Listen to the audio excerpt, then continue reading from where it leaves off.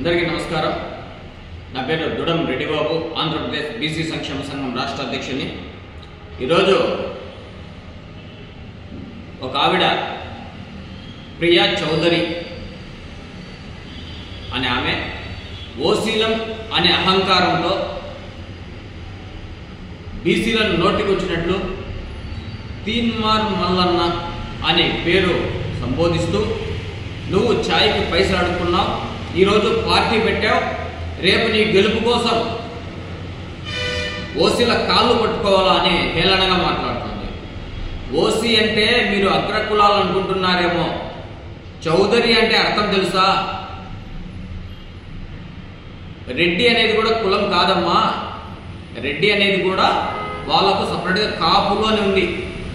రెడ్డి అని వాళ్ళు చేసే వృత్తిని బట్టి పెట్టారు రెడ్డి అని। చౌదరి అంటే మీకు అర్థం తెలిసేమో తెలియదో నాకైతే తెలియదు। ఓసీ అంటే ఓపెన్ కేటగిరీ అమ్మా।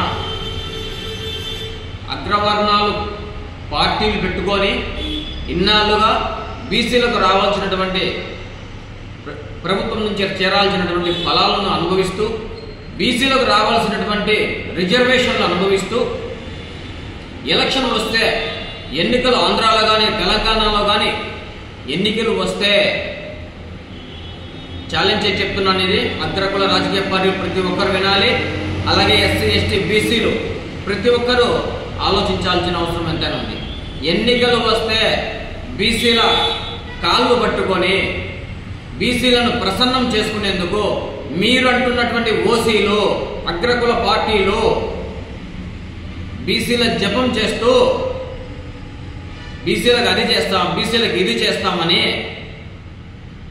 ఎలక్షన్లకు వచ్చి ఆశలు చూపించి విభజించు పాలించు అని కులాలుగా విభజించి మీరు ఓటు వేసుకొని ఒకరి మీద ఒకరికి తంటాలు చెప్తూ, ఈ రమణకు నువ్వంటే సరిపోదు భాస్కర్కు నువ్వంటే సరిపోదు రమణ అని చెప్పి మీరిద్దరూ వాళ్ళిద్దరికి వైర్యం రాజేసి వాళ్ళిద్దరు కలిసి మీకు పని చేసేటట్టు చేయించుకుంటారండి మీ అగ్రకుల రాజకీయ పార్టీలు।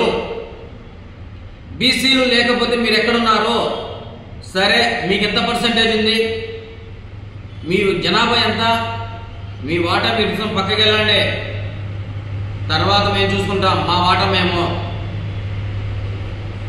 మీరు గత 20 సంవత్సరాలుగా ఒక ఉద్యమం చేశారు। రెడ్డి అనే పిల్లవాడు వస్తే, చౌదరి అనే పిల్లవాడు వస్తే, ఎగ్జామ్ రాస్తే వాడికి 10 మార్కులు ఎక్కువ వేయాలని, అది లోపల స్లో పాయిజన్గా పనిచేసి గజిటెడ్ ఆఫీసర్ పై స్థాయి అంతా మీరే ఉన్నారు। మీరంటున్నటువంటి ఓసీలే మీ భాషలో చెప్పాలంటే। కింద స్థాయి వాళ్ళు ఎస్సీ ఎస్టీలు బీసీలు అనే చెప్పుకోవాలని ఎక్కడో ఒకరు ఇద్దరు 100 సీట్లు మాకు రావాల్సి ఉంటే మీరు ఇచ్చేది 30 సీట్లే। మీరు గెలవని చోట, మీకు తెలియని చోట మాకు ఒక సీట్ ఇస్తారు, అది కూడా మీరు సపరేట్గా మనిషిని పెట్టి మీ వాడిని పెట్టి మమ్మల్ని ఓడేదానికి చేస్తున్నారు। ఎందుకంటే బీసీలు అధికారంలోకి వస్తే రాజ్య పరిపాలన చేస్తారు అని। ఈరోజు ఇన్ని సంవత్సరాలుగా ఒక బీసీ రాజకీయ పార్టీ పెడితే ప్రియా చౌదరి మీకు అంత కడుపుమంటే ఏమి అంటే బీసీలు రాజకీయంగా ఎదగకూడదా? బీసీలకు రాజకీయంగా సీట్లు వచ్చి వాళ్ళు ముఖ్యమంత్రులు అవుతారనే భయమ? మీ ఓసీల కాళ్ళు పట్టుకోవాలా బీసీలు వచ్చి? అంత హేళనగా మాట్లాడుతున్నావు, నోరు జాగ్రత్త ప్రియా చౌదరి, కొంచెం చూసి మాట్లాడండి ప్రియా చౌదరి గారు। ఆడవారికి రెస్పెక్ట్ ఇవ్వడం మా బీసీలకు వెన్నతో పెట్టిన విద్య, మీకు చాలా రెస్పెక్ట్గా మాట్లాడుతున్నాం। మీ కాళ్ళు మే కాదు పట్టుకునేది, ప్రతి ఎలక్షన్లో మీరు పెట్టుకుంటారు మా కాళ్ళు। మరి ఈరోజు స్థానిక సంస్థ ఎన్నికల్లో 42% రిజర్వేషన్ అమలు చేయకూడదని మీ రెడ్లు మీరు ఓసీలే కదా మీరు పోయి కోర్టుకు పిల్లు వేసింది, కోర్టుకు ఎక్కింది। మాకు రావాల్సిన వాటా మేము అడిగితే మీకు వచ్చిన నొప్పి ఏంటి? మీరు అంటున్నటువంటి ఓసీలు మీ అగ్రకుల రాజకీయ పార్టీలు బీసీల ఓట్లు లేకుండా మీరు గెలవగలరా? ఏ పార్టీ అయినా సరే, వైఎస్ఆర్సీపీ కానీ, తెలుగుదేశం కానీ, బిఎస్ఆర్ కానీ, కాంగ్రెస్ కానీ, ఎవరైనా సరే బీసీల ఓట్లు లేకుండా మీరు గెలవగలరా? మీకు మేము సవాల్ విసురుతున్నాం. మా ఓట్లు అడగకుండా, బీసీల ఓట్లు, ఎస్సీ ఎస్టీల ఓట్లు అడగకుండా మీరు అంటున్నటువంటి ఓసీలు గెలవగలరా? ఏ ఒక్క చోటైనా ఛాలెంజ్ చేస్తున్నాం. మా బీసీ ఓట్లు అడగద్దు, మా ఇళ్ళగాడికి రావద్దు, మా కాళ్ళు పట్టుకోవద్దు. మీరు గెలవగలరా? మీరు రాజకీయం చేయగలరా? మా వాళ్ళ ప్రలోభాలు పెట్టకూడదు. మీ ఓట్లు మీరు వేసుకొని గెలవండి. ఆ దమ్ము ధైర్యం మీకుందా? ప్రియా చౌదరి గారు, ఓసీ ప్రియా చౌదరి గారు, ఓసీ అని ఓసీల కాళ్ళు పట్టుకోవాలని మీరు ఎంత కొంచెం కూడా మేనర్స్ లేకుండా మాట్లాడుతున్నారండి. సరే, మీరు ఎక్కడ ఉద్యమం చేశారు? ఓసీలు ఎక్కడ ధర్నాలు చేశారు? ఎక్కడ మీరు కలెక్టర్ ఆఫీసులలో మెమరాండంలు సమర్పించారు? మాకు ఈడబ్ల్యూఎస్ కావాలి అని.